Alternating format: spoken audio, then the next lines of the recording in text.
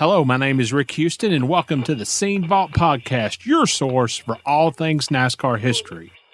Presented by Las Vegas Motor Speedway, America's racing showplace. Me and Rick ain't talked in 4 years. Oh, that's been taken care of. I said, is he mad? He said, oh, hell yeah, he's mad. I went up there behind the Levin shop. There was jet fuel, propylene, everything but racing fuel. I said, there's not a damn drum of racing fuel up there. What was he about? Yeah, Tim, what was he about to find? He was about to find something, Larry, that would have put me in the NASCAR electric chair. Today, NASCAR and all of us associated in any way with NASCAR forget its past, as today we don't have any future. First of all, guys, just go ahead, go around the table and introduce yourselves.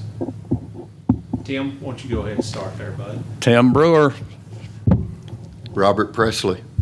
Johnny Benson. Larry McReynolds. All right. Well, just to get started, I don't even know where to start, but Larry Mack and Tim, I know that you guys worked together at least once in the Blue Max days. What's your best Blue Max Raymond Beadle story? Oh, my gosh. We could fill this podcast up right there with that. Yeah, we're only together but a year, but I tell you, we had some pretty interesting times over there. I guess Darlington, that comes to mind. We went down there and had a little bit of problem with Beadle paying the tire bill. So, it's kind of like Brewer. Thurman said he wasn't going to mount you no tires. He was standing at the Goodyear door with his hand up like that. Just take that wagon on back to your truck. He hadn't paid a tire bill all year. So anyway, had to give him a check to pay the tire bill. And, that went pretty good. Beadle, he finally got in there and, hey, Brewer, here's your check back. Well, thanks, Beadle. Hey, how about the rest of the money you owe me? But, no, it was pretty good. But we sat on the pole. Sat on the pole and had one little problem, though. Tim, when he come by that start-finish line, he hauled off in turn one. And, he told me later, he said, I looked up off turn two, and he said, well, nobody in sight. Well, one little problem. He left it in third gear. And that motor blew up coming off turn two, and he pulled down like, this can't be happening to me, and then he pulled back up. And when he pulled back up, he took Terry Labonte and Billy Hagan. I don't know what that language is he speaks down there, but I got me an earful of that. But, yeah, that was a big catastrophe, and we had to load all that stuff up. Not to mention. And we're talking what? I think it was about lap 1 or 2, wasn't it? Yeah, lap 1. But not to mention, we had some gas cans that had some flapper valves in the bottom of them back in the day. And Joe Gazaway, he goes down there and he's going to kind of like check everybody a little bit, you might say. So now, is this still a Blue Max deal? Yeah, it's still Blue Max. Right. And this is race morning now. It's like long ways to go back to Charlotte to get some more dump cans and then come back. But anyway, long story short, when he picked that thing up and rattled it, oh, Brewer, what's this noise in the bottom of this can? I went, I ain't got a clue what it is. We had them flapper valves in there, and you could dump them cans in about 8 seconds. But Anyway, we had to send the guy back to Charlotte to get us some more dump cans and got fined like $1,500. Plus, he took my dump cans.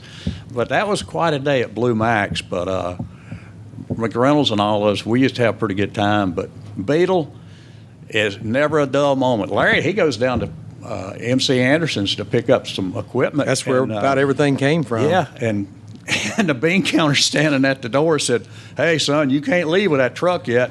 Why not? I said, check ain't cleared yet. It'd have been nice if he'd have told us that before we started loading it. He waited till we shut the back door of the trailer and was standing in front of the hauler and wouldn't let us leave. Oh, yeah.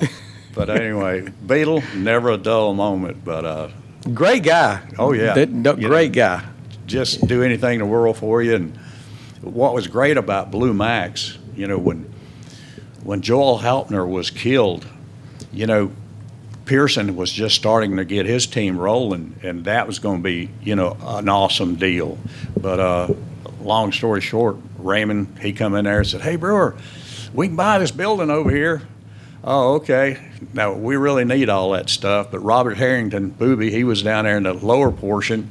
But we went down there, and J.D. Stacy, he'd call Raymond Beadle and say, hey, look, we want to sell some equipment. And you'd go down there and, you're trying to eat a sandwich and drink a soft drink and, hey, I'll take that. Well, I think Booby wants to keep that. Okay.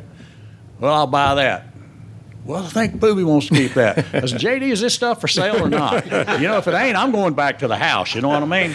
That was only my third year in Cup, but boy, quite the house of characters. Tim, Harold Elliott, Frog Fagan, the Allman Brothers, not the singing group. No.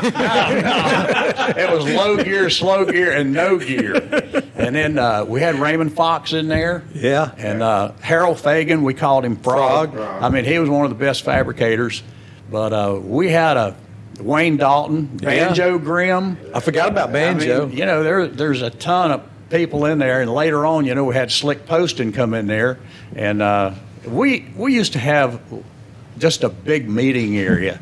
But those were some of the highlights of the Blue Mac days with me and Larry Mack. But What is the most, this is all you guys, what is the most bizarre thing you've ever seen at a racetrack? That's a great question. I only look at my race car and it's not that bizarre. I don't know. That's as far as what we've done or just in general? Just in general. General, anything. Just in general. I don't know. I don't know if I could see it. I would probably guys say have been to for Talladega. me, though, probably would be Pocono.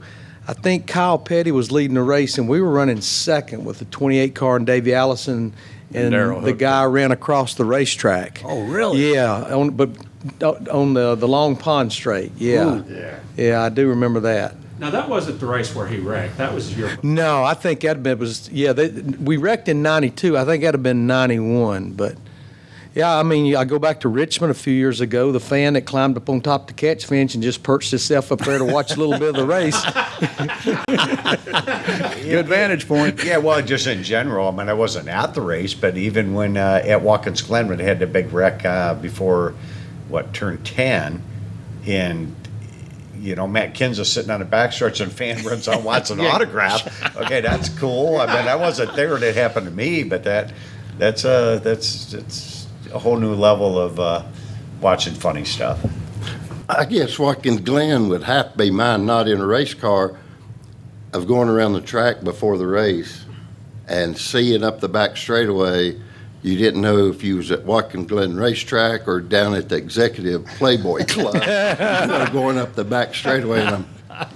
And from Asheville, we haven't seen stuff like this a whole lot. Yeah. He's right, though. I mean, if you really go deep into the infield at Watkins Glen, it's a northern Talladega. There is no doubt. That's over Absolutely. at the bog. That's where they burn the cars and throw the people in there. I know going through that one tunnel there, kind of near the boot, when you go through the tunnel, they were there for several years, but they had a big piece of wood up with 2 holes in it about chest high that said free mammogram check.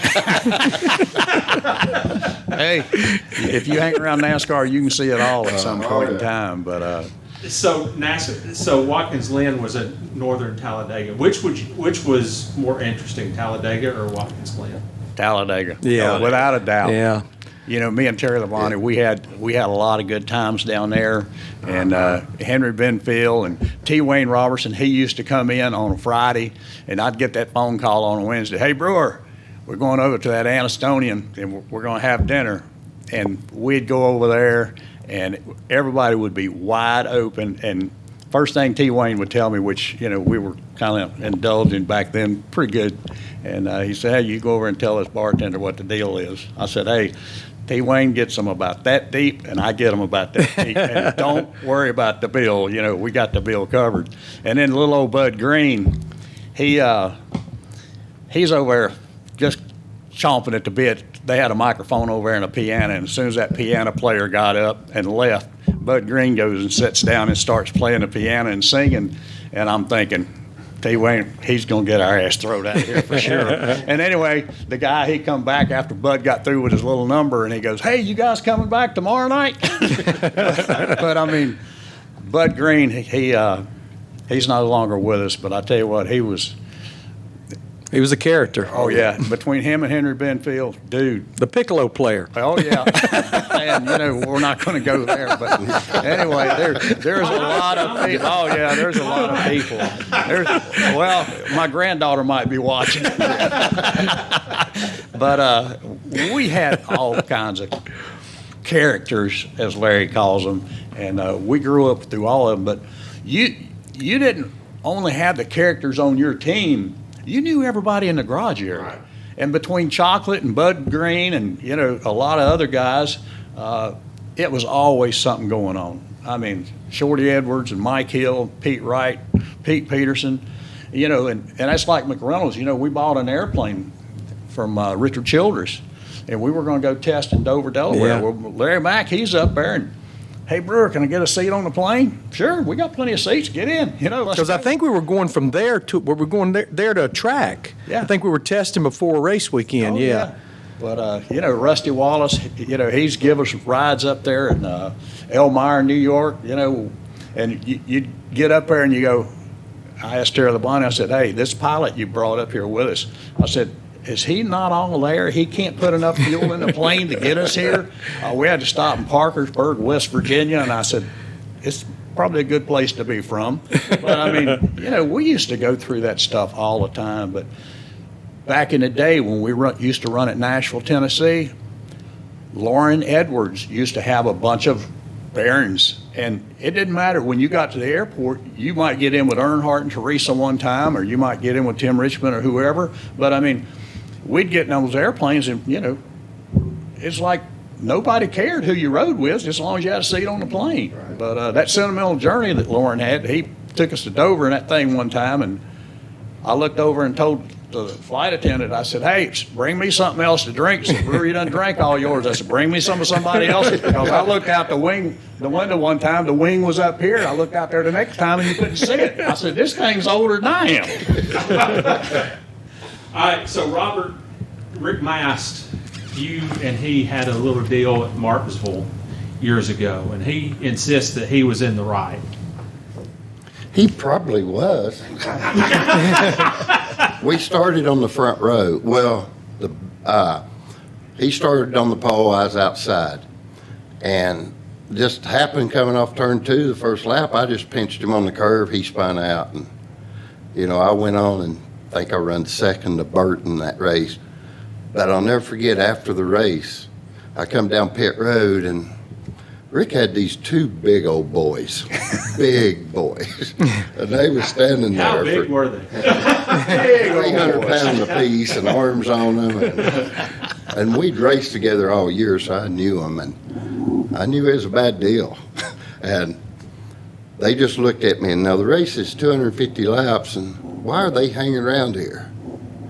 I said, "Pearson, what's going on?" He said, "You remember the first lap?" I said, "Yeah, okay. Where's everybody at?" He said, "Oh, we're over here eating." So me and Rick, we started off bad from that day on. I remember he always called me Bob Jr., and he said, "I thought your daddy was a little rough," but he said, "You're following in his footsteps pretty good, Robert. Don't ever touch my race car again." Rick Mast was one of those guys, he was hard to even get mad at. We were leading a race at Richmond with Mike Skinner. I don't know if it was 99 or 2000, and Rick was 2 or 3 laps down. And he was truly trying to get out of the way, but he didn't do a very good job. Actually spun us out, and we were leading the race. And I knew where his motorhome was. And I'm telling you, I'm headed there after that race. And I saw the light on. I banged on that door. And he came door. He said, "Larry Mack, wait a minute now. I know you're upset. You have every right to be. But I got into him. He's the one that elected to spin out." Run out of talent, right? But How do you get mad at the guy? You couldn't, and that was it. He said, "Whoa, whoa, whoa," Larry Mack, Robert. But here it is 4 years later. So I'm driving for Alliance, and I get a phone call on Thursday that I've been fired because I'd signed a deal with Leo Jackson a year and a half away that nobody knew about, but a couple people found out. So I called Johnny Hayes, and I said, "Johnny, I just got fired. 5 races go, second in the points. Oh, wow. What, I want to let y'all know," because Skoll was kind of on the car in one little play. He said, I'll have you a ride in 1 hour. 15 minutes later, phone rings. You're going to drive Rick Mast's car. Well, Johnny, me and Rick ain't talked in 4 years. Oh, that's been taken care of. I said, is he mad? He said, oh, hell yeah, he's mad. But we caused this problem. We're going to, and got that racetrack. 4 years later, them guys are still standing at the back of the truck. They ain't lost no weight neither, huh? Big old boys right here. And we went out there, and oh, it was great. Finished the year out with Rick's car, and then we become best friends from that day till we quit racing. You want to tell a story about the radio show? No, we'll keep that one. We already talked about that. That must fall in the category as a piccolo player then. Pretty much. It is worth a shot. You know how Rick was. He had that radio show, and he would call up people.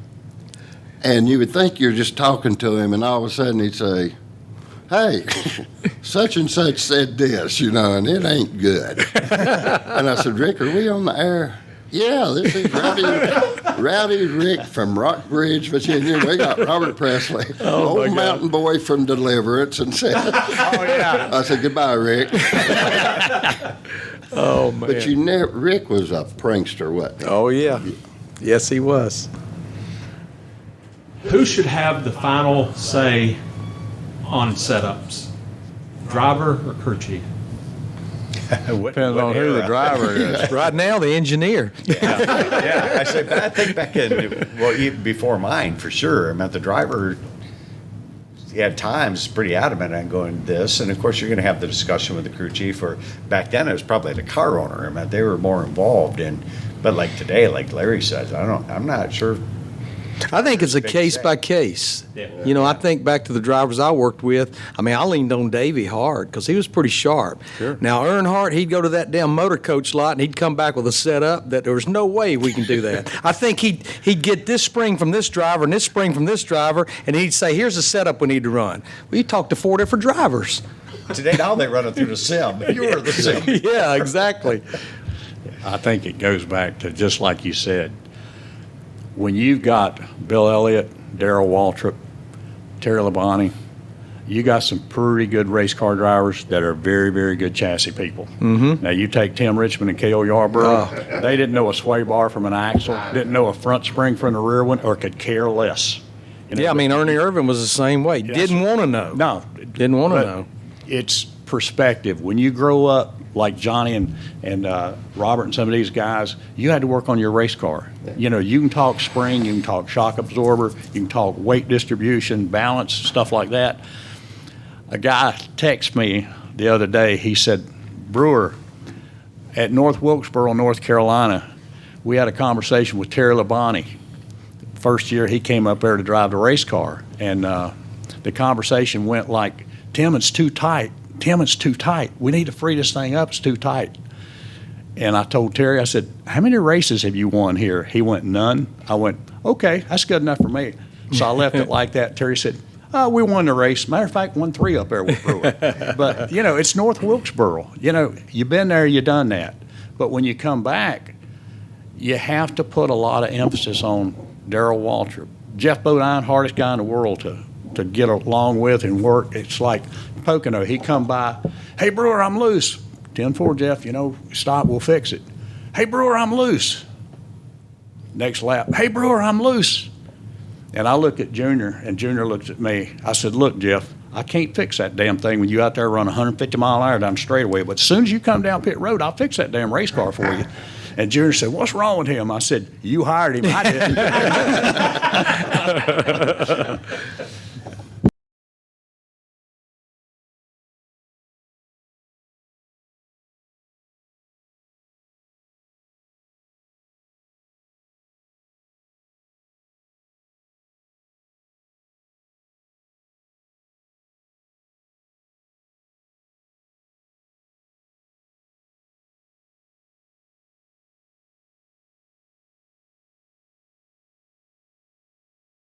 Because honestly, in May, Kawicki was not even in the picture. You know, as far as the championship, it definitely looked like it was between the 11 and the 28. And we had figured out we won the Daytona 500. We had figured out how to wreck one week, win one week, wreck one week, and win. And damn, the night of the All-Star race, we figured out how to do both in the same night.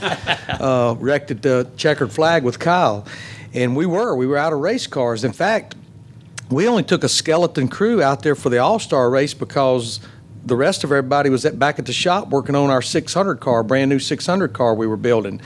And I remember it like it was almost yesterday because, you know, David, they airlifted him to the hospital, and I was going to go to the hospital, but I guess I was just sitting there on a cooler just trying to process what all had just happened and what's good. This is when we used to have to be at Charlotte on Tuesday, not Friday or Saturday. And Tim came and sat down on the cooler beside me, and he said, "Man, y'all got it rough, don't you?" I said, "You have no idea, Tim." And we were about to hit that, not the West Coast swing but we were going to Sonoma and Pocono, Michigan, a lot of faraway trips. And I said, "We're out of race cars." I said, "We got one, and it's back at the shop being worked on right now for next week." He said, "Why don't you send Norman up there next week? And we got a car we're not running right now." He said, "It's a car." He said, "We won a race with it earlier, I think, in the year. Rockingham or something." He said, "Use it as long as you need, as a backup." So the whole month of June, we hauled a Budweiser car around on top of the 28 car hauler with Haviland decals stuck down in the right side window. We never had to use it, but again, I think that says a lot about that man right there and the people at Junior Johnson. Biggest nemesis for the championship, and they loaned us a race car. They didn't have to do that. Well, it comes back. It was my Atlanta car. That's Okay. what it was. And matter of fact, later on, we were at Pocono, and Bill told me, he said, "Brewer, I'm telling you," he said, "I jump in the gas," and he said, "Those guys just drive away from me." Really?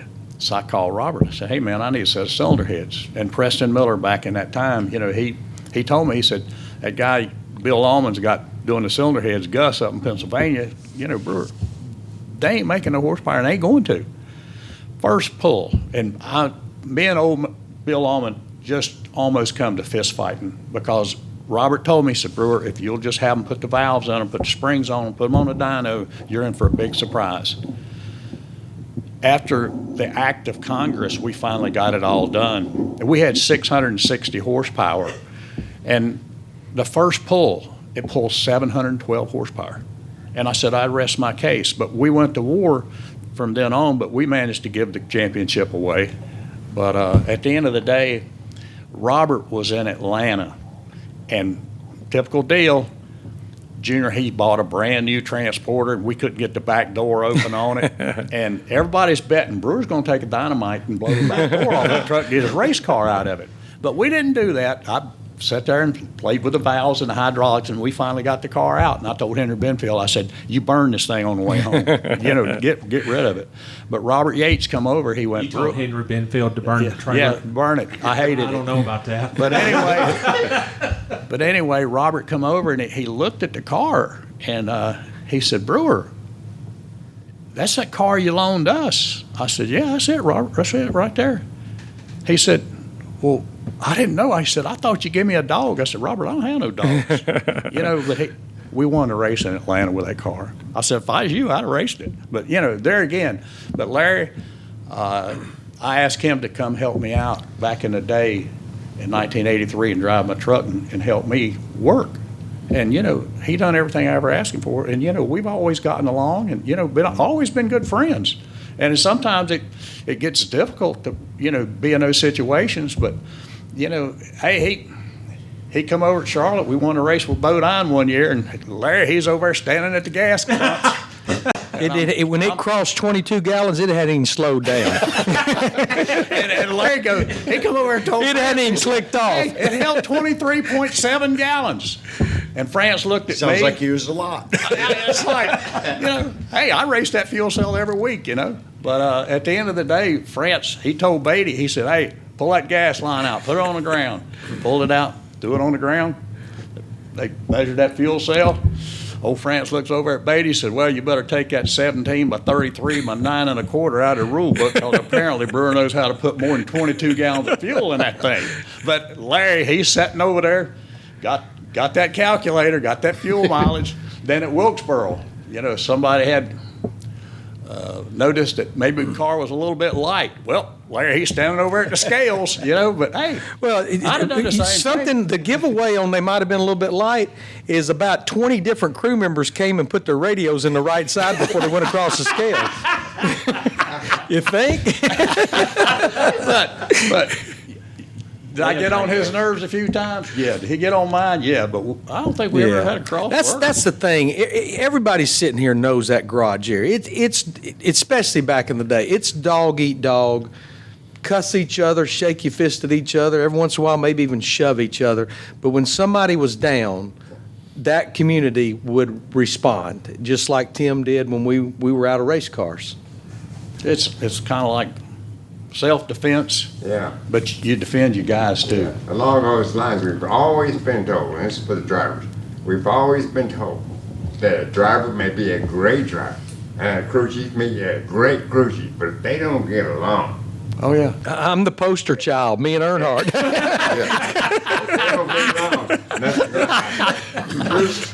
It is. It's when you look at a sport that I've gone through enough of the changes. You be with one guy, and you might think things are good, and you're not running horrible or whatever, and then maybe he decides to go, or maybe the owner gets rid of him, and you get another guy in there, and all of a sudden you're running way better, and you're like, well, hold it, he's really not doing anything different. I'm not doing anything different.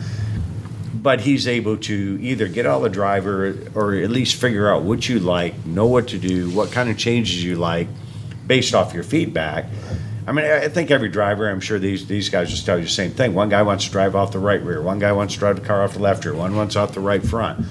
Well, once you figure out what the driver wants and he can get you that, you are going to run good. But if you can't accomplish that, it makes it very difficult. So when you go through different crew chiefs, you may have one that is more particular to that end of the car, you might be on the other, but the next guy is more in line with you, and you run better. I mean, I think we've all run through it. I've run through it as a driver, dealing with crew chiefs. These guys have run through it being the crew chiefs with the drivers, and you have to find that fine line of what do I want and what do you want, and trying to find a common goal. Because you don't find that common goal, you're not going to run good. If you find a common goal, you're going to run better. But if you can sacrifice a little bit on each side of the fence, then you're going to run great. So it's just being able to communicate with everybody and different people. You guys as drivers, drivers are stubborn. There ain't no doubt about it. But so are crew chiefs. That's how I never encountered that. And it's we're set in ways. But if you can find that common ground, you're going to run good.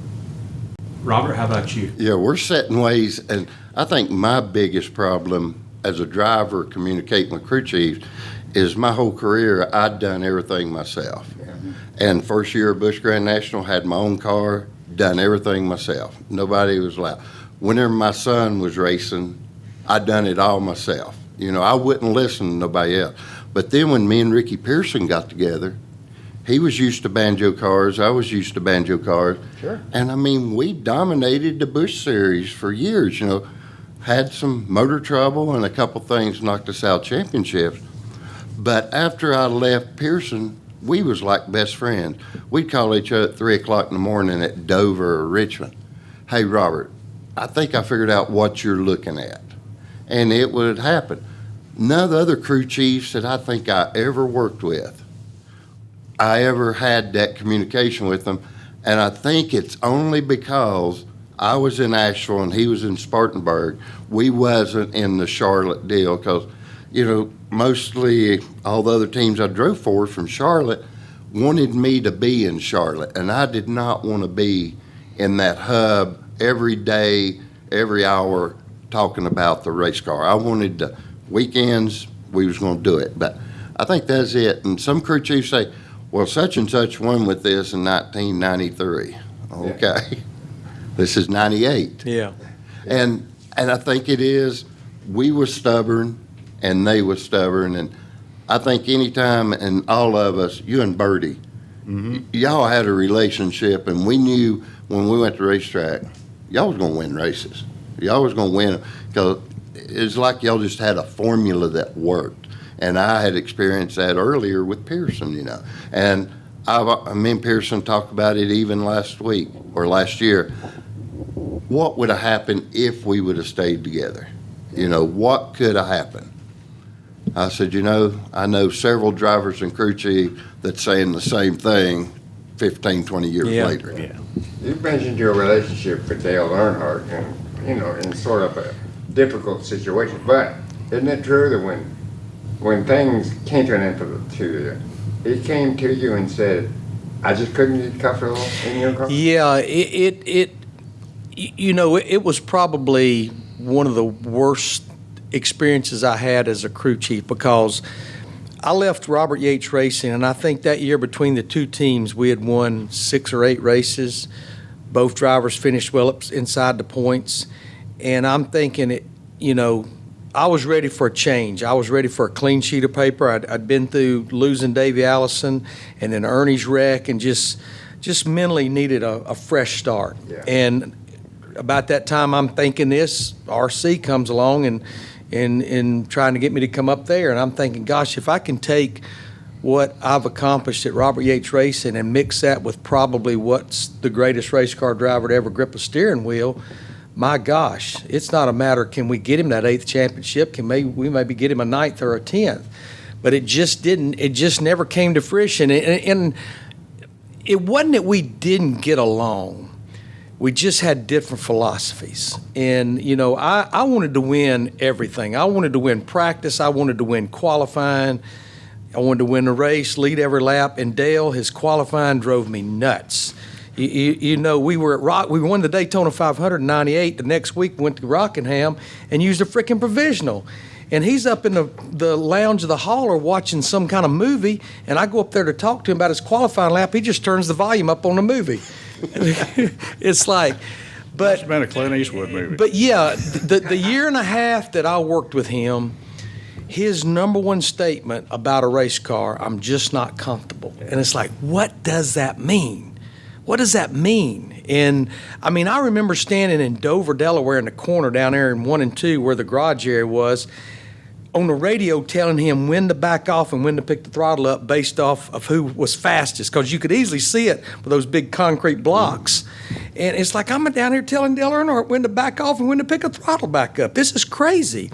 But yeah, to your point, well after I'd been moved to the 31 car, our 2 daughters went to school together at Cannon School, and they were in the same grade, and they went on a field trip together. And this was in 2000. And we were at Charlotte, and that's when we had Friday off. And him and I, coincidentally, unannounced each other, go to the school to pick our daughters up from the field trip. Well, I got a call from Linda, said the bus is running about an hour and a half behind. And I'm sitting there in my car, I don't even know what I'm doing, and I just kind of look up, and I look over, and there's Dale, and he's looking at me, and he's going like this. We'd qualified, I think, somewhere around probably in the top 5 with the 31. Dale had probably qualified 38th, and he's picking my brain about what we had, what we were doing. Anyhow, he said, I want to talk to you about something. He said, you know, the year and a half we were together, we never even had a chance. And I said, well, what do you mean by that? He said, you know, I always told you I wasn't comfortable. I wasn't comfortable. He said, damn it, I wasn't comfortable. I couldn't feel the race car. My back, my neck, everything about me was hurting. He said, finally, between Teresa, Richard, Dr. Branch, they finally convinced me to have that surgery. He said, I can feel my race car now. I could not feel it ever since that wreck at Talladega where he broke his sternum and all. He said, I hadn't been able to feel a race car in 2.5 years. Not that that made me feel any better, Sure. but at least it gave me a little bit of understanding about what I'd encountered for a year and a half. So. Funny thing about that, I can remember I standing on top of a hauler or something, and somebody, I had a headset on, they said, y'all need to go down there and watch this. McReynolds is telling Earnhardt how to drive a race car. And it was upon his request. This is going to be big. This is going to be big. Yeah, I mean, we in practice we were probably 3/4 of a second off, and I got him. I walked out. I said, I think Bodine was fast, Jeff. I said he's backing off here. Dale, we're backing off here. He's getting the throttle here. You're picking it up here. He said, well, damn it, go down there and tell me when to back off and when to pick it back up. I said, seriously? He said, yeah. So here I go. That was about like We was at Charlotte with Andy Petrie when he first got there and had just left Earnhardt. And I mean, that was a disaster, you know. And we was at Charlotte for the Winston, and Andy said, "You're not driving off in the corner." I said, "The car is loose." I said, "I can't get off in there. You drive. I'm going down there and I'm going to tell you where to let off." I tightened them belts up, left pit road, come around first lap, made it through there second.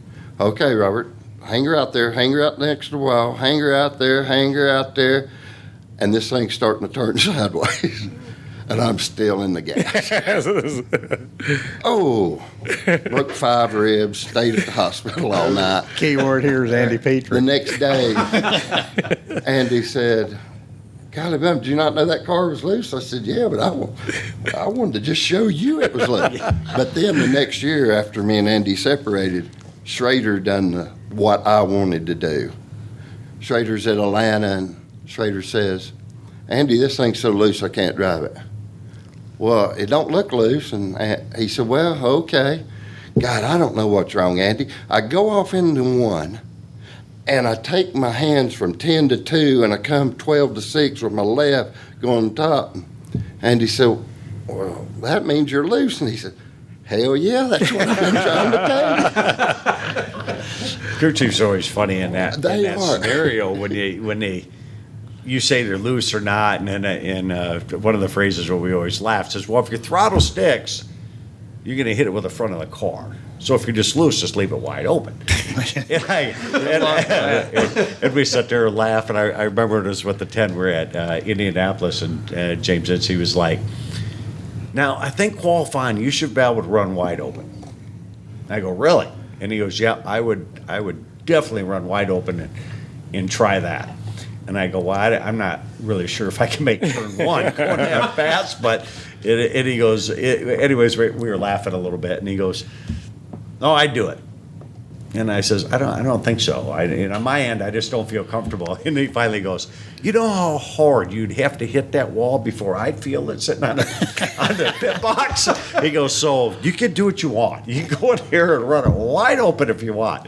It's just funny conversations, like you say, and as far as drivers or crew chiefs, you know, like Robert said, he goes, "Me and Bertie, we'd run good." It doesn't necessarily mean that we had an overly great relationship, because you have to have those arguments to be good too. Yeah.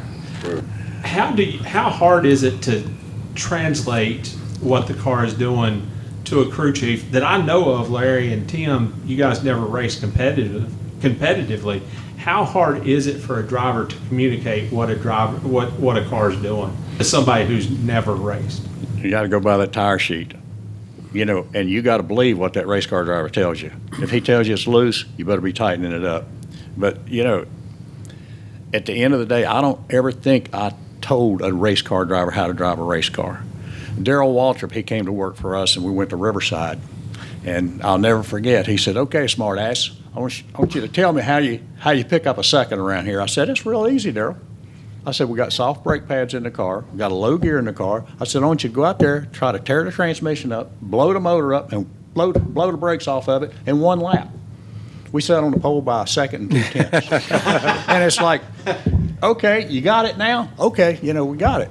But, you know, talking about Petrie, I had a really good friend that we monitored Earnhardt every week. Name is Daryl Andrews, and he sat right beside of me on the pits. And, you know, I'd look over once in a while, and he'd just bust out laughing. And I go, "Okay, what did he say now?"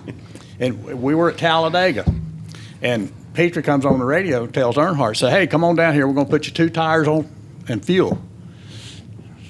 That boy said, "Andy, I'm coming down pit road, and I ain't leaving till you put 4 tires on this race car." Andy's not the only one he said that to. Trust me. Hey, we're at Wilkesboro one day, and I'd been over to Tiger Tom Pistones and found me some of them old Bush wheels, you know, that had 10.5 inches wide with the big offset on them, and they only had 11 of them.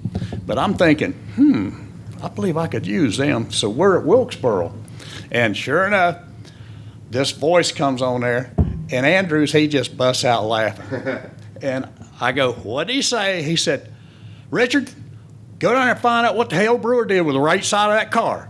He said now he starts the race, the tires is up under the fender. Now it looks like a modified at Bowman Gray Stadium. But Darrell, he used to laugh all the time, and I'd say, okay, well, what did he say? But I mean, it's hilarious to go back and listen to some of that stuff and be a part of it.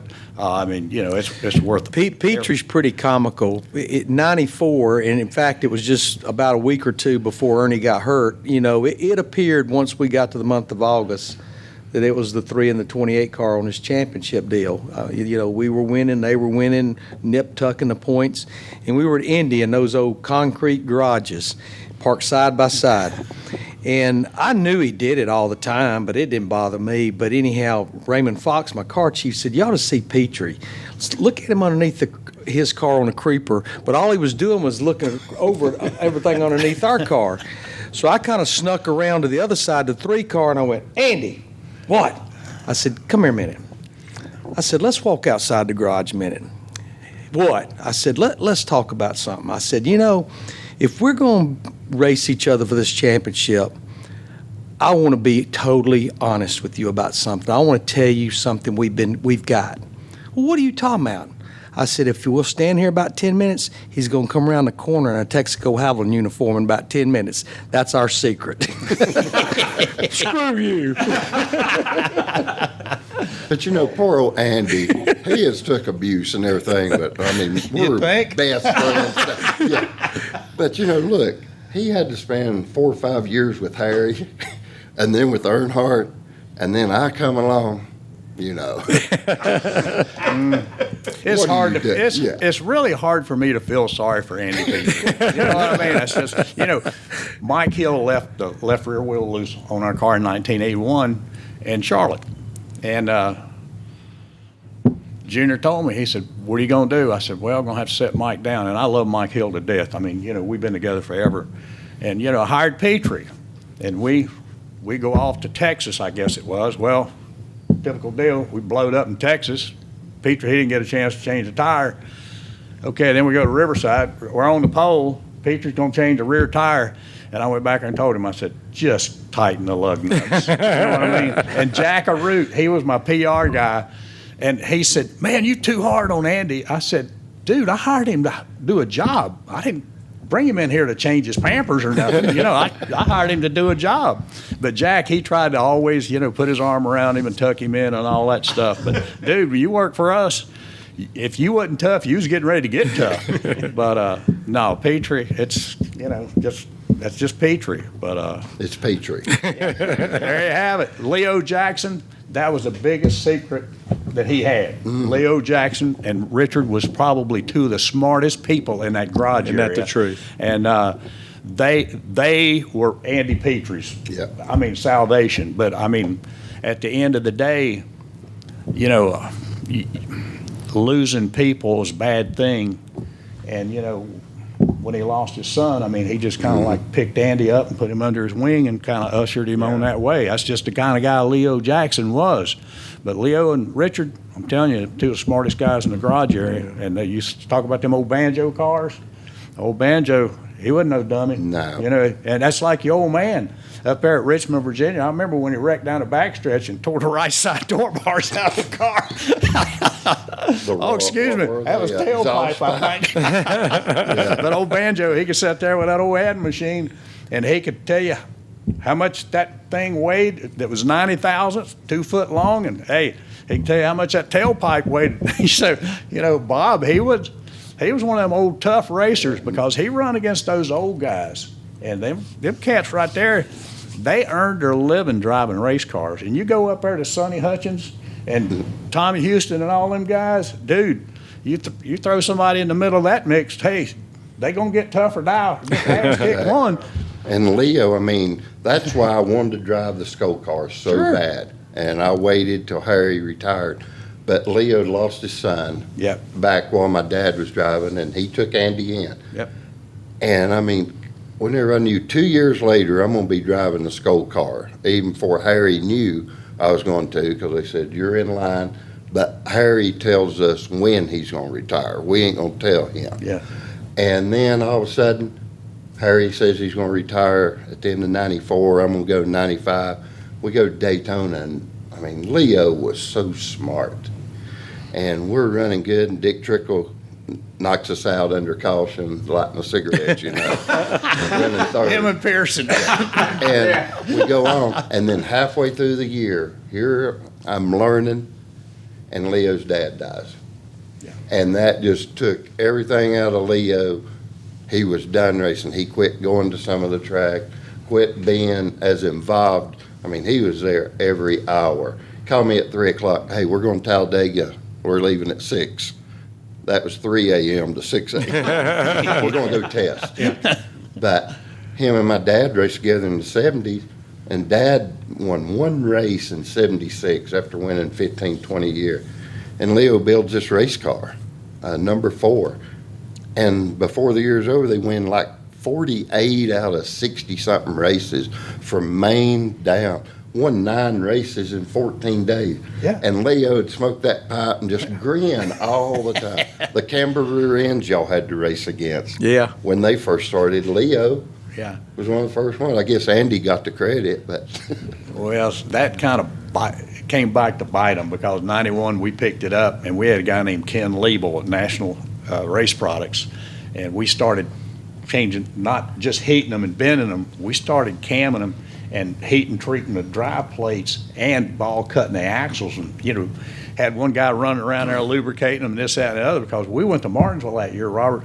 I think we had like 4 degrees of camber in the right rear wheel and maybe 4 in the left rear, and everybody's tearing axles up left, right, and center. But Leo was like Banjo. When he asks you a question, you better know the answer to it, you know. Hey, Brewer, what'd you do to make that car better? Well, put more caster in both wheels. Okay, what'd that do? I said, that stabilized it, so, you know, it's not darting around getting down the corner. What'd that do to your bump? Oh, we had to go back, you know, because when you put the positive caster in, it drops the steering arm. You got to go back and correct the bump. That's why, Banjo. He said, I just want to know if you knew what you was doing, Brewer. I mean, you know, them guys would push you in your place real quick. Yeah, I told Robert in 91, I said, I don't know what's going on down there with that 11 car, but they did 4 tires and fuel and took a grease gun to both rear.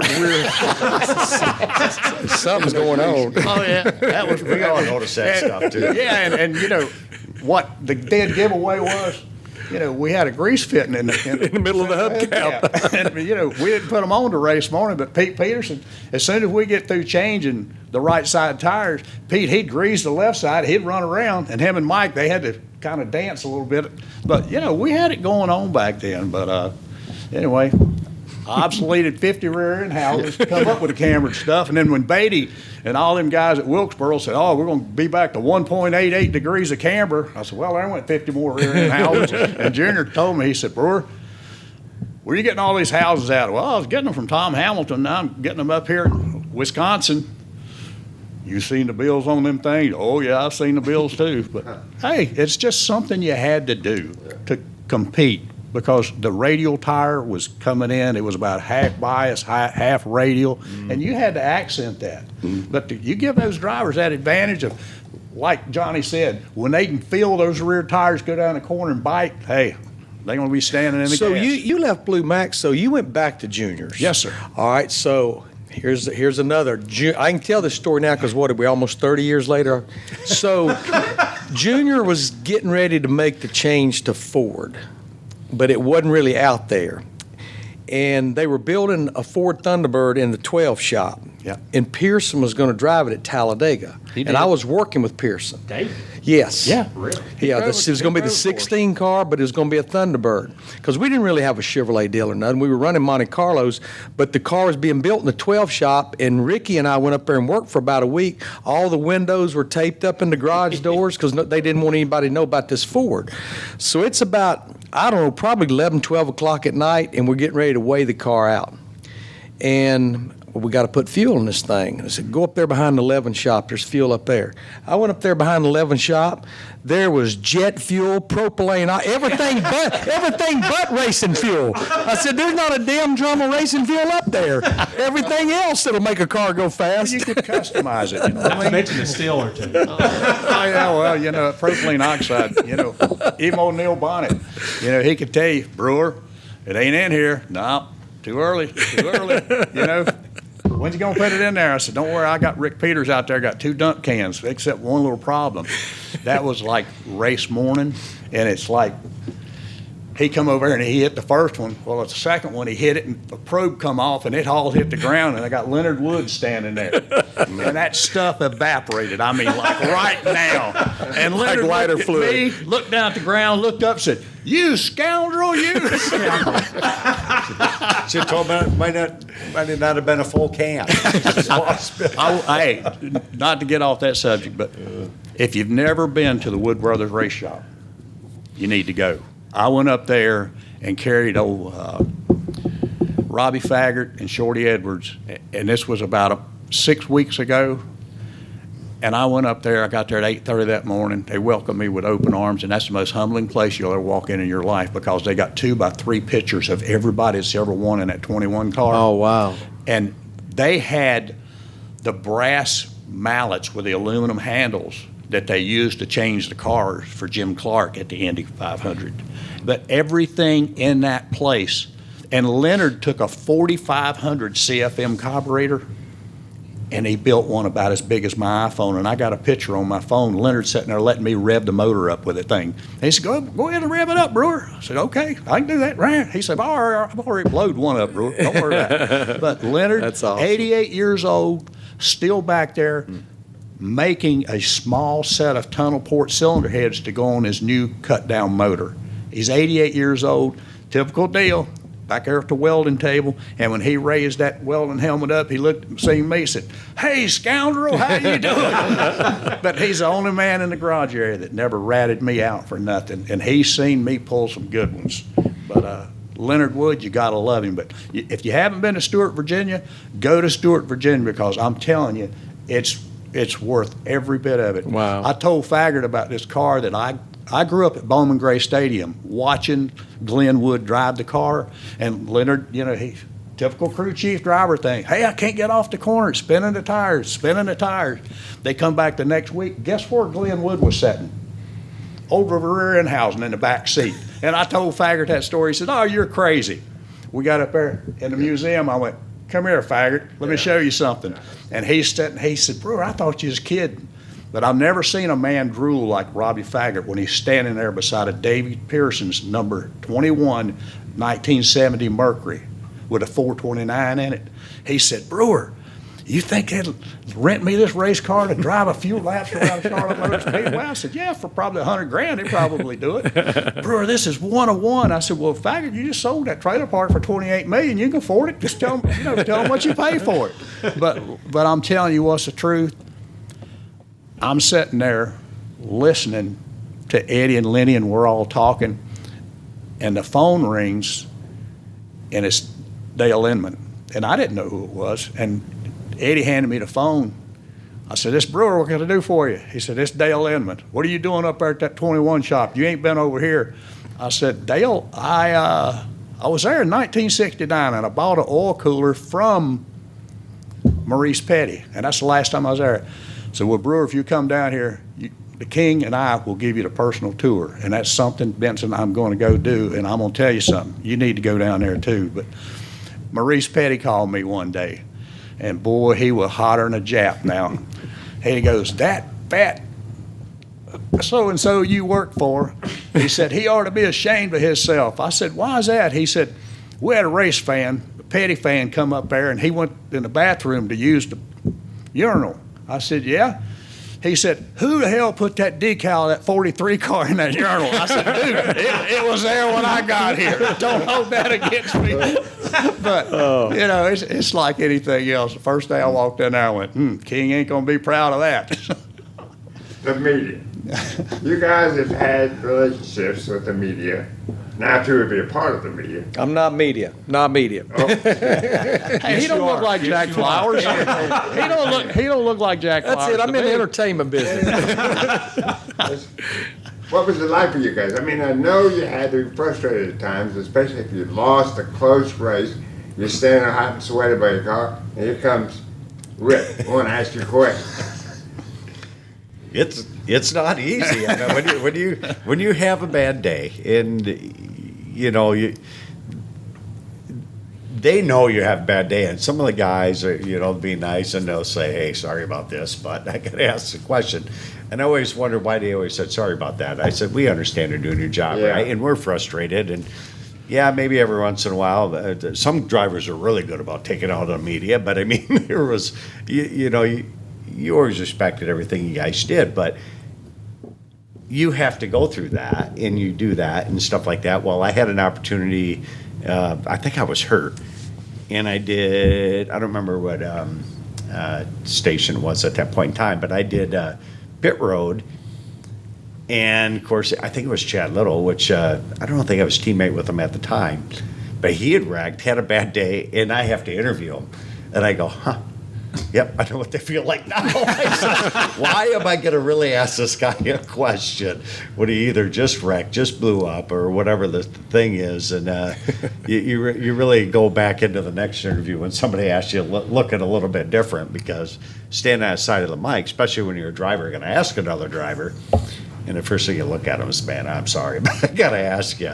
But it's interesting to see both sides of that. And, some drivers take it pretty good, some don't. I think today is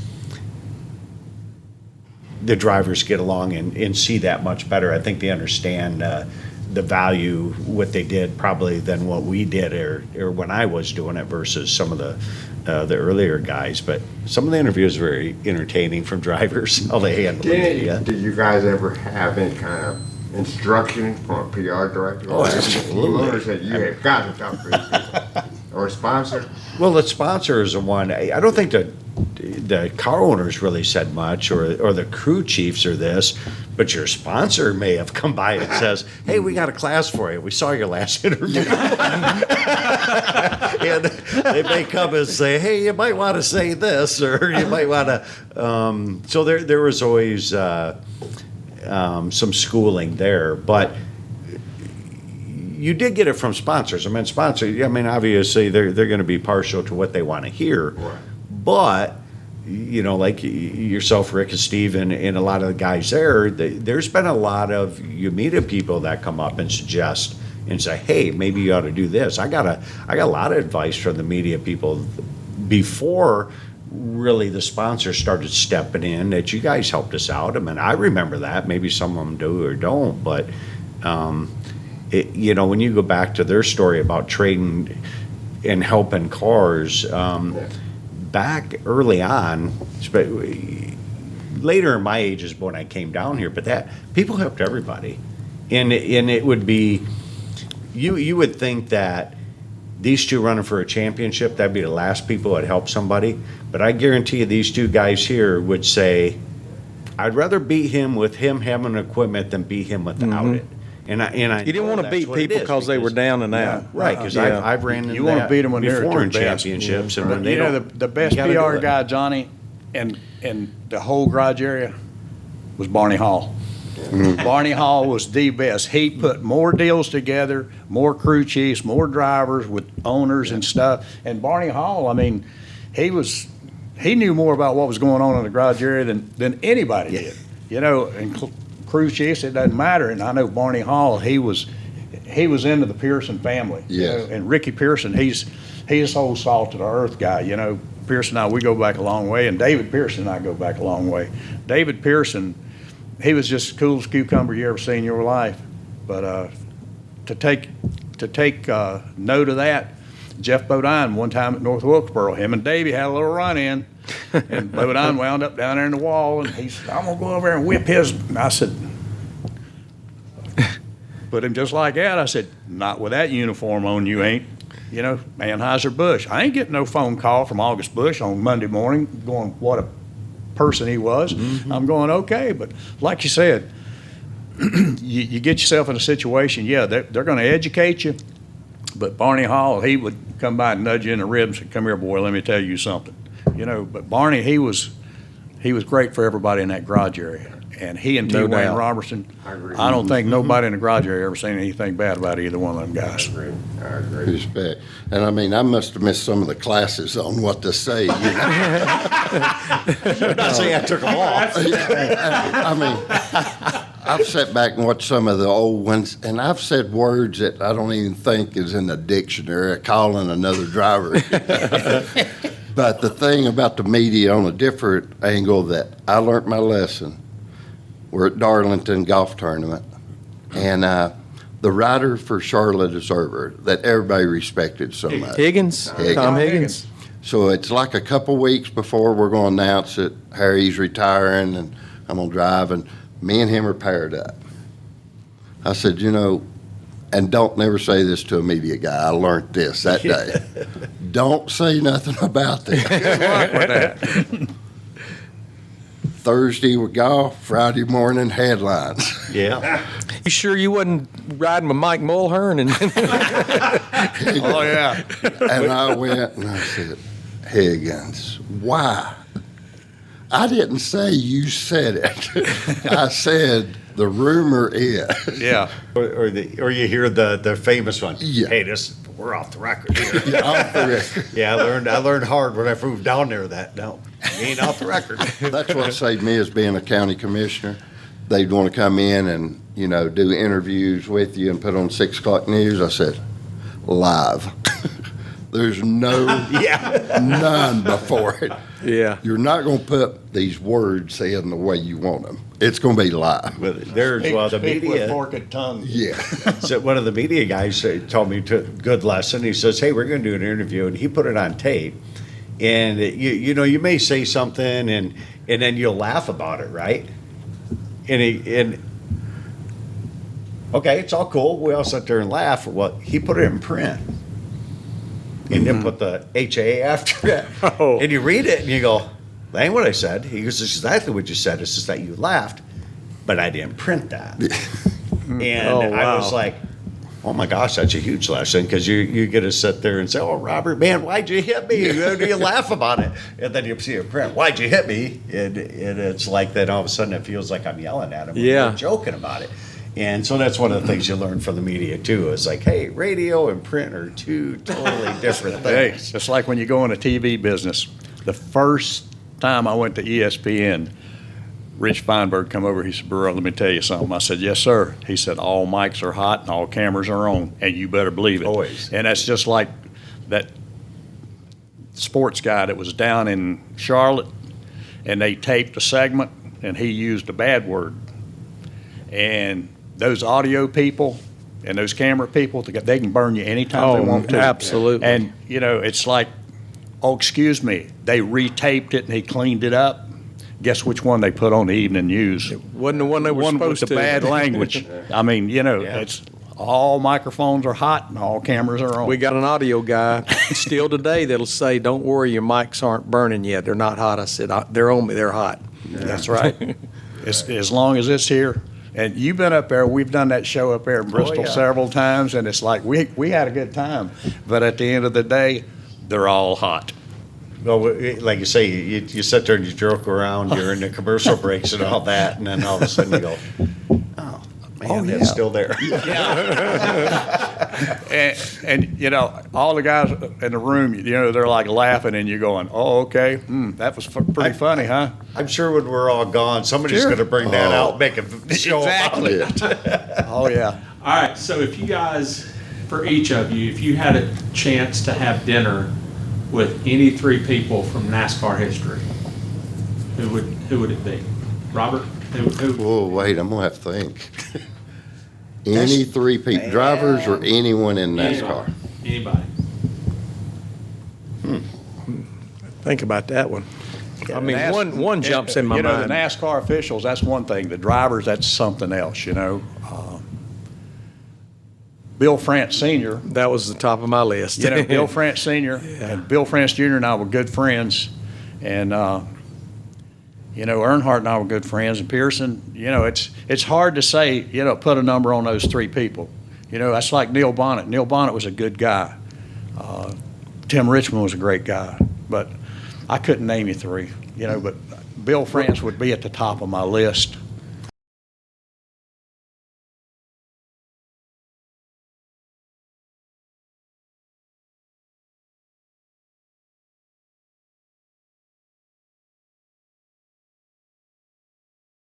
Like John, You get it down to 3. yeah, it's like John is very Cooper and tough. guys like that. know.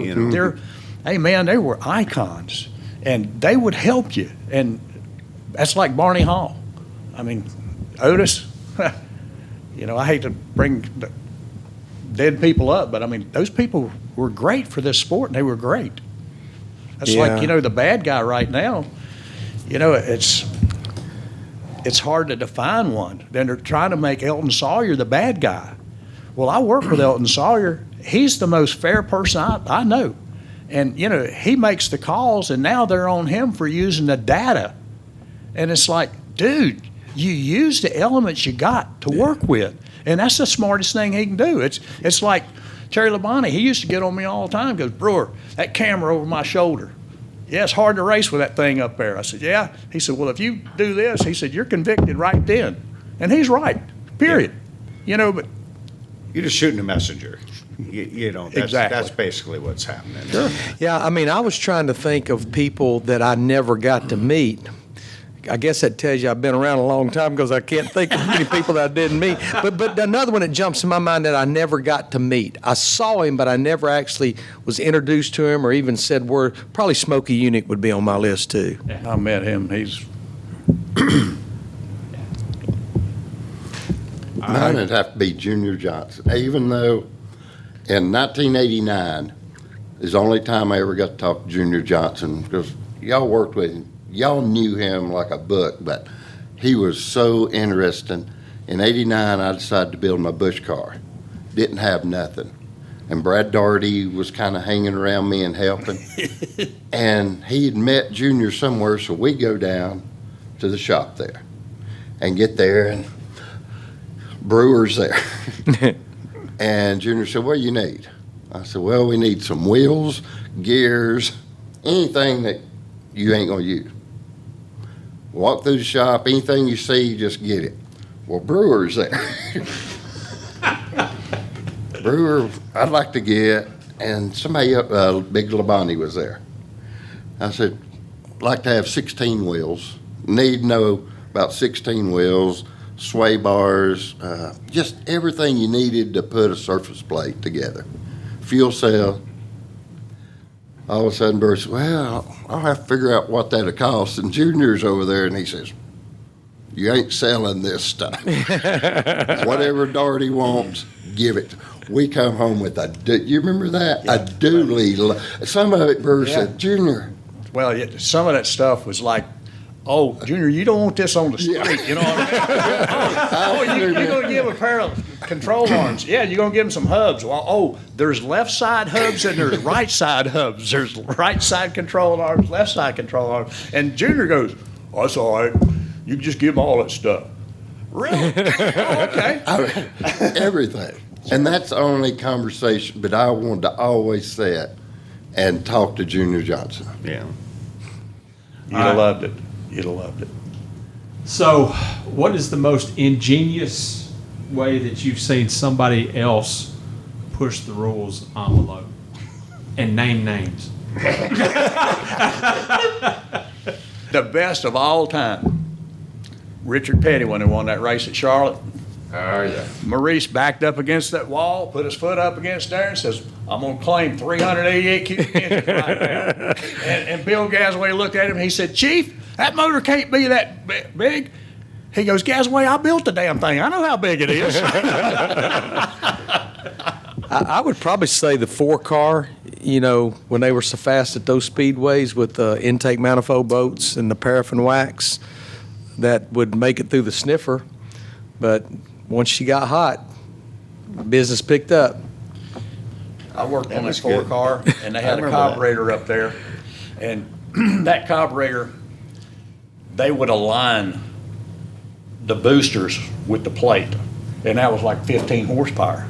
But when Keith Simmons got with Tony Glover, you know, and went to Sabco, they made another carburetor. And here I am like the village idiot. You know, I go up there to help Sterling. Hey, Brewer, you got to come up here and help me. Okay, Sterling, no problem. I go up there. McReynolds, he had just came off of Robert Yates's car, and he's over at Childress's, and we're on a bus in Detroit. I said, hey, how about that 100 horsepower reality check you just run into? He went, man, I'm telling you, I thought that was a lot better motor than this. Anyway, long story short, I go to the 4-car.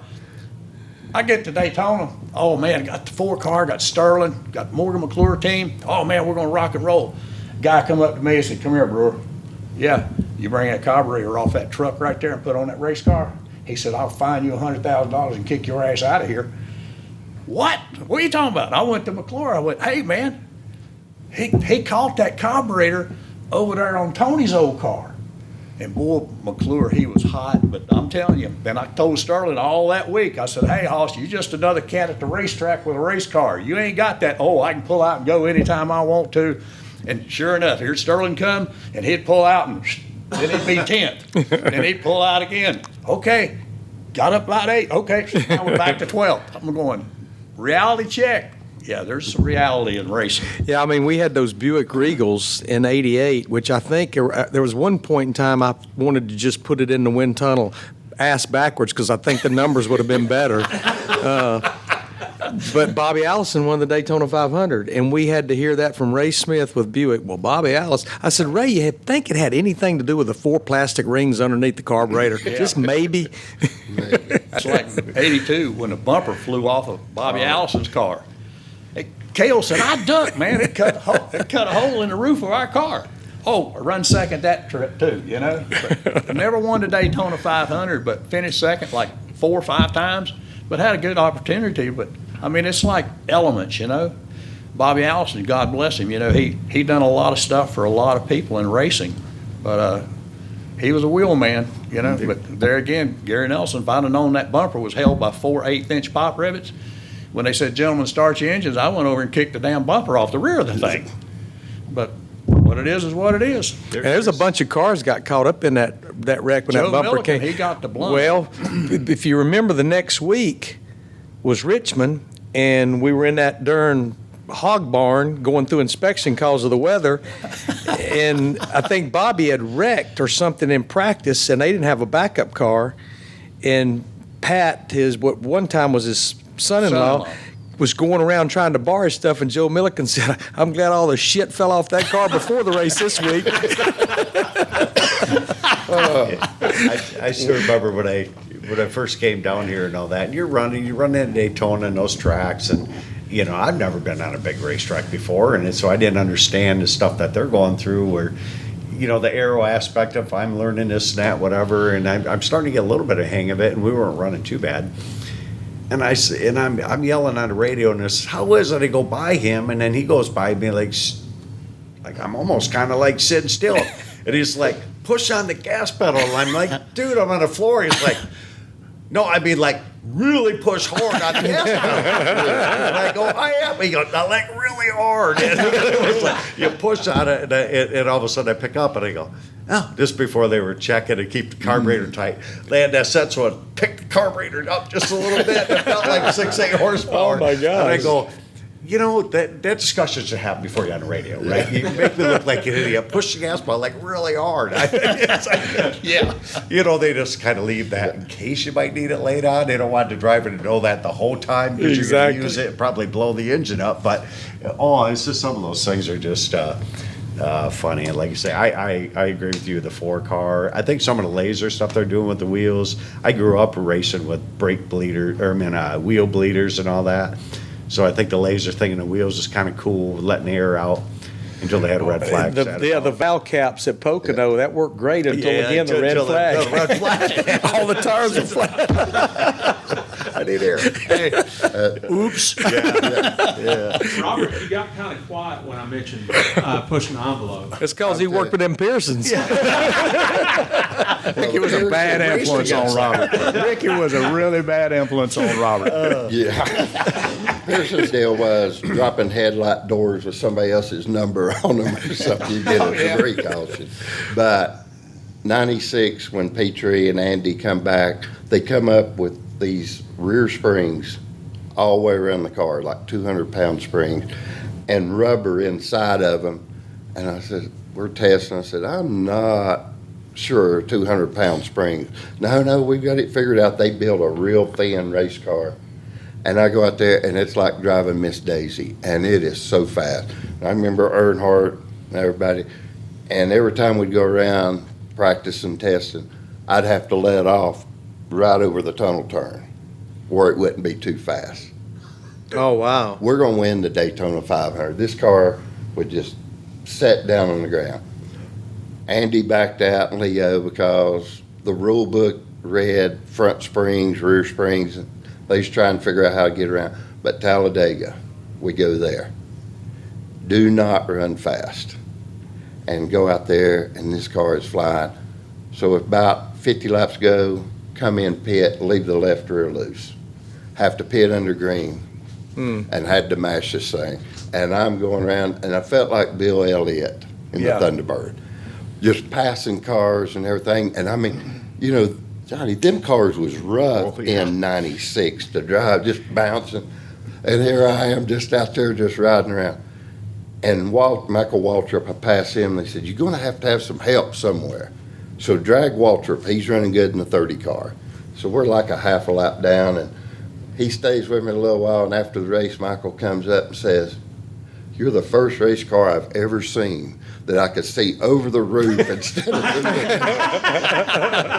And he ended up fifth, come back to fifth, is all green flag. But they was so ingenious with Leo doing that, and then the spoiler deal that, who was it? Davey, wasn't it? Said, hey, that spoiler, no, Sterling. Yeah. That spoiler's moving going down the straightaway. Had the hinges where it just laid out.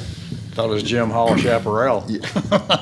Tim, the last time that we talked for the show, you were talking about standing next to your car with an inspector, and the inspector was about to take the seat cover off your car. And That would have been interesting. he somehow got distracted. What was he about to find? Yeah, Tim, what was he about to find? He was about to find something, Larry, that would have put me in the NASCAR electric chair.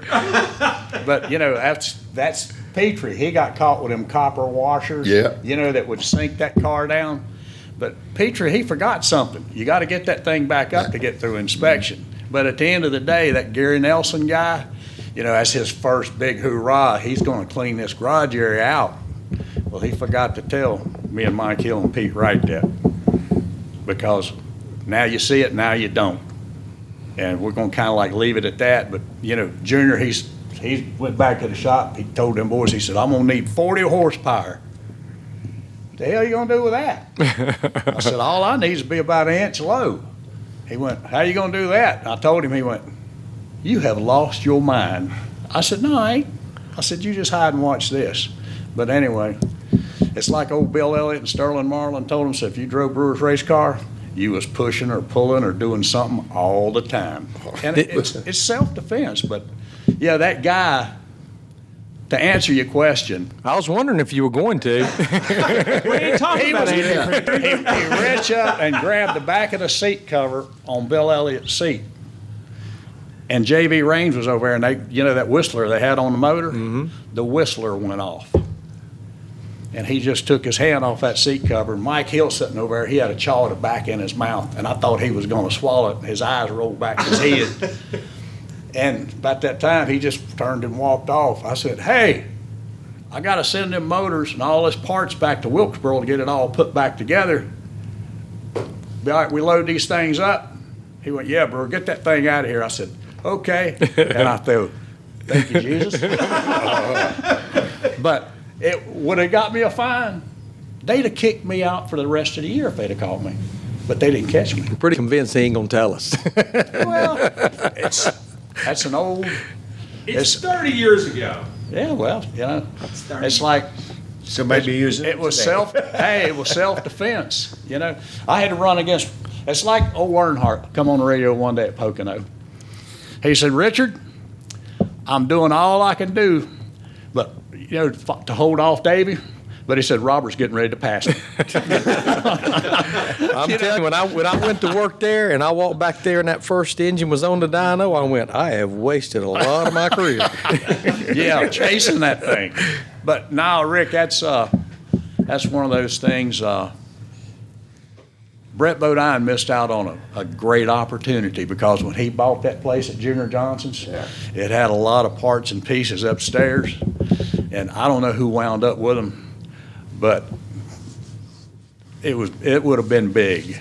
I mean, really big, because we had all kinds of stuff. If there was an angle to be had, we had it.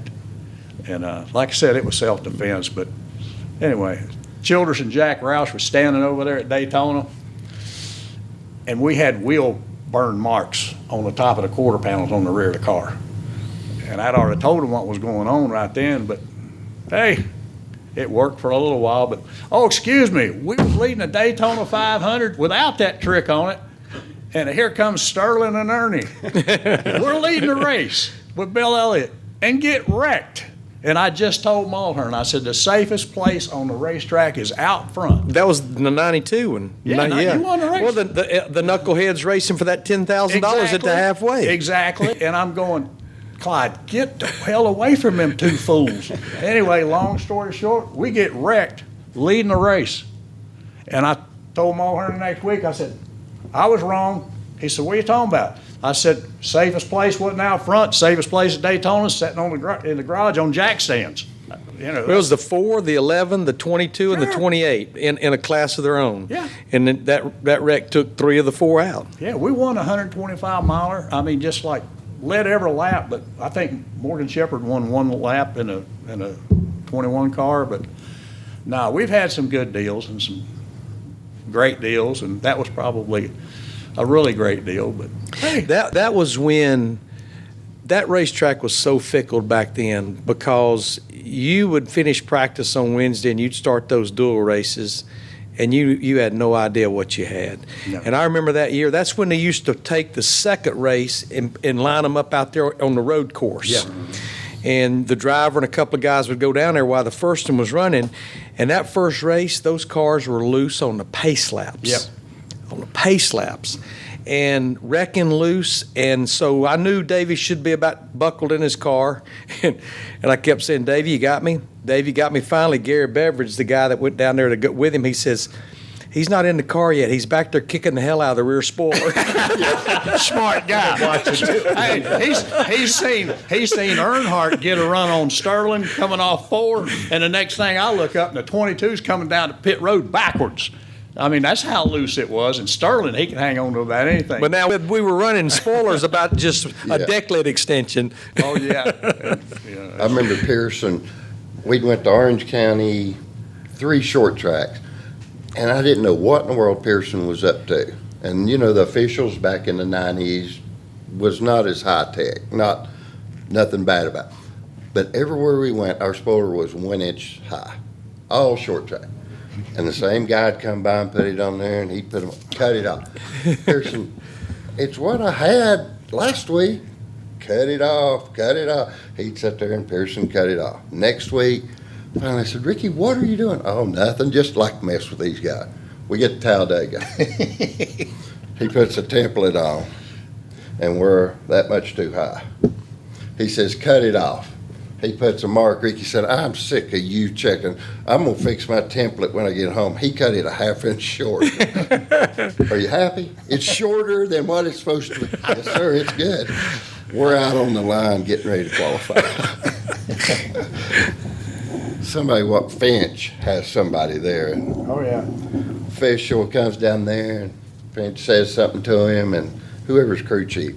And all of a sudden, here come, not Robert Black, Carl. Ricky, what in the hell have you done? Your official told me cut this spoiler and I cut it. Who was it? And said, and the guy, Bob Grayson, Imagine one of my that. best friends. Bob, did you make them cut Yeah. that spoiler? Yep. Said they done it 3 weeks in a row. I told them take more off this week.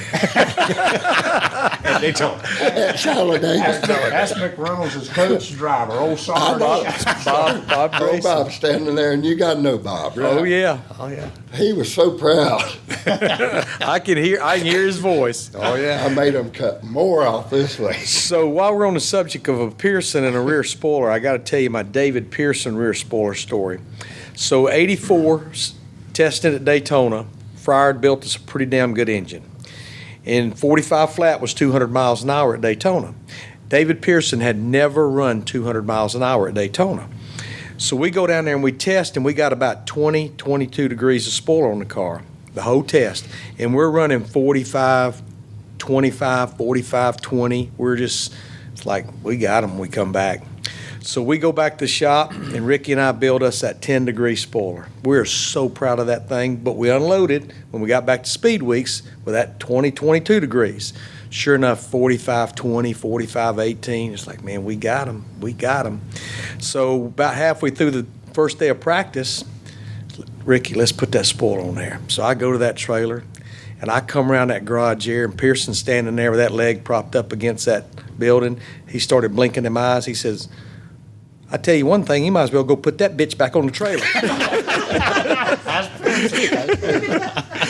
We qualified 45.03 with 20 degrees of spoiler.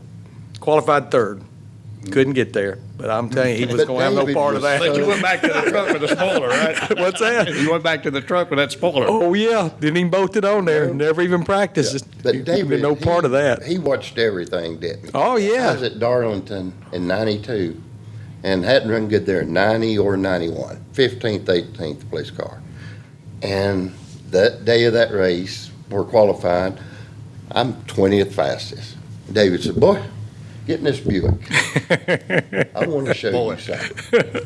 So we get in, Raymond pulls in the pit road. You know, David owns Darlington, you know, so he tells the official, we're going to ride around the rain. And he told me, he said, when you get here, you do this, you do this, you do this.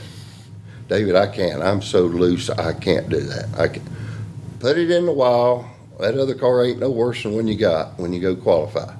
We qualified outside pole by listening to him tell me about 3 and 4, which is 1 and 2 now. Yeah. And then we went on, won the race, and then come back and won it again. And I said, one little simple thing at Darlington, go from being 2 laps down every race. He was the man there. And my very first race with them was the Southern 500 in '83, and the track opened for practice, and it's like, Ricky, I know I'm the new guy, but damn, we're a second off. He said, we'll be fine. We'll be fine. Sure enough, qualified, I think 3rd or 4th or something. You know, he didn't show his hand till it counted. No. Darlington was fun. The first time I went there, Base Motorsports, and of course I'd never been there. I've seen it on TV, and I'm walking around. I'm trying to find somebody to help me, and then I was at Elmo that drove the pace car. Well, he was busy doing something. Trickle's down there doing IROC testing. He's go over there and get Trickle. He'll take you around the track. So I go over and get Trickle, and because I know him from my dad racing and stuff. And then I was Trickle, take me around the track. Well, he can't find a pace car. But he finds the 1-ton single wheel fire truck, or the thing with the water tank in the back. It didn't have any in it. And he goes, come on, get in there. Of course, he's got his coffee, a cigarette, and of course, he's not real tall. Boy, he doesn't move the seat up, so he's like this. and he's driving, and he's got a cigarette, and he set his coffee down. And we're going around there. And he goes, what do you want to know? And like my dad told me, just fast way, I don't care. Just tell me how to get faster around here. So we're going through, which is now 1 and 2, I guess. And he goes in a corner, and he's up against a wall, and I'm looking at the wall, and I think I have the mirrors are over the wall because we're in a fire truck. Not a fire truck. It was like a pickup, like a 250, 350, whatever. But we still got the water tank in the back. And I'm looking over, and he's going 100 in this thing. The mirror's hanging over, and he's almost hit. And then he gets down to the 3 and 4. Well, everybody's going to run the bottom, but I'd run the top 5 as you, because I've been out here, this and that, whatever. I said, okay, well, I don't know any different. I get in the car, we go out there and run hot laps. Steve Bird, or Birdie's my crew chief. I go out there, and I ran what Trickle told me, but I'm running the top down there instead of the bottom. I did a little bit of both, but I'm up there, and Birdie's on the radio. Get in the garage now. So I come in there, go up on a trailer. We're going to work on a car. I'm like, dude, I need practice. I just ran 6 laps. Your first time there? First time there. Okay. So I'm standing up on a trailer, and I'm watching, and I'm more worried about the car, but Birdie won't let me in the garage. Well, I finally got down and went to look. They ain't doing nothing. And then he comes up on a trailer and anything. I go, nope. And he goes, "Boy, you ain't wrecked a car." That's one thing we've learned. And I'm like, "Dude, I need practice." Well, I didn't know they had pylons there. Well, I was quickest down there. And he goes, "You never been here. You're fastest, this, that, whatever. You sure as hell shouldn't be running up there against the wall at that end of the track." I go, "Hey, Trickle told me to, man." And, In a pickup smoking a cigarette. yeah, exactly. I says, "How bad could Lay it back. be?" And we did run good there, but Bertie's like, "Do not run up there. Nobody lives through that corner eventually." But the following year we did that with the Cup car, and I started running up there, and I remember Earnhardt, they're yelling on the radio, how did you just go by us?" Well, then everybody started moving up there after a while. But it was just interesting that Trickle knew that from the IROC test. And I went and did it, and then, boy, did I get yelled at. And I was like, and it was Darlington. Same, similar story. It's like just those little things. And all of a sudden you're hauling butt out there. But in my thing, I didn't realize that you're going to wreck it any minute. Yeah. I approached it like every racetrack. Darlington's not every racetrack. Well, that's like in '94, they went and paved it during the winter, you remember? Mm-hmm. Yep. So I'm going to Darlington, first time in a Cup car, so we're there like right after Daytona testing. All the Chevrolets are there, Sterling and Earnhardt and Gordon, and new asphalt, so I'm bush driving style, where you go off into the 3 and 4 wide open and carry it all the way around. And I done it, and I'm like 7/10 quicker than everybody the first time out there. I remember Earnhardt come over there and he said, "Did you hold it wide open all the way through that corner?" I said, "Yeah, I could do it for 2 laps." He said, "Ain't no way in hell." But new asphalt, it was holding. Well, by the end of the practice, we were putting the rear section on. Worked for a little bit. I mean, I never realized. I thought, hey, this is just like a bush car, you just hold it wide open. Too dumb to know the asphalt was what it was. Yeah.